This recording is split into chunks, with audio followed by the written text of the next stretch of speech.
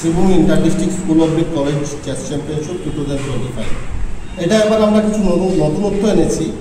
আমরা অ্যাকচুয়ালি এখানে total 33টা prize রেখেছি, 33টা ট্রফি। তো সর্বপ্রথম আমরা 4টি গ্রুপে ভাগ করেছি, পন group, bishop group, night group এবং কুইন গ্রুপ। যেহেতু একটা চেসের পিস, এই পিসের নাম অনুসারে আমরা এই গ্রুপগুলো অ্যারেঞ্জ করেছি।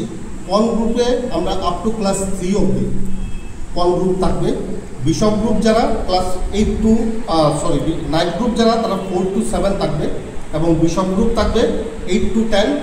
আর কুইন গ্রুপ যেটা থাকবে ওইটা ক্লাস 11 টু পুরো ডিগ্রি অবধি। এই 4টা গ্রুপ করা হয়েছে এবং প্রত্যেকটা গ্রুপে আমরা 5টা করে ট্রফি, বেস্ট 5 জনের প্রত্যেকটা গ্রুপে।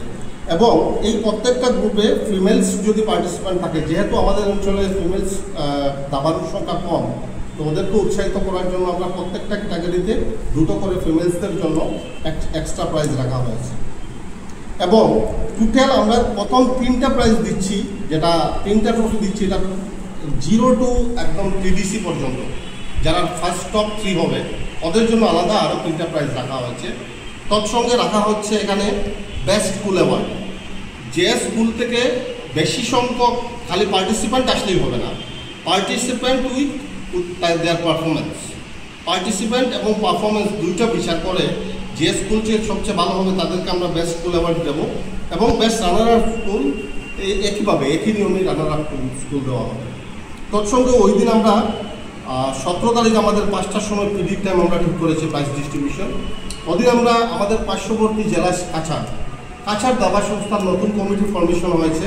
আমরা কাছাড় দাবা সংস্থার অফিস বিয়েদারদেরকে এখানে এনে আমরা একটু সম্মাননা জানাবো, তার জন্য ওদেরকে নিমন্ত্রণ করা হয়েছে এবং ওরা কথাও দিয়েছেন। তো ওরা এই 17 তারিখ প্রাইজ ডিস্ট্রিবিউশন অনুষ্ঠানে উপস্থিত থাকবে। 16 তারিখ 1টার থেকে আমাদের রেজিস্ট্রেশন শুরু হবে। প্রথম রাউন্ড 2টো 2:30 পর্যন্ত আমাদের রেজিস্ট্রেশন হোপফুলি কমপ্লিট হয়ে যাবে। হোপফুলি 3টা থেকে আমরা প্রথম রাউন্ডের খেলা শুরু করে দেবো। প্রথম দিন আমরা 2 রাউন্ড খেলা করব এবং বাকি যত রাউন্ড থাকবে ওগুলা রবিবারে কমপ্লিট হবে। এখন আমাদের মধ্যে উপস্থিত আছেন আমাদের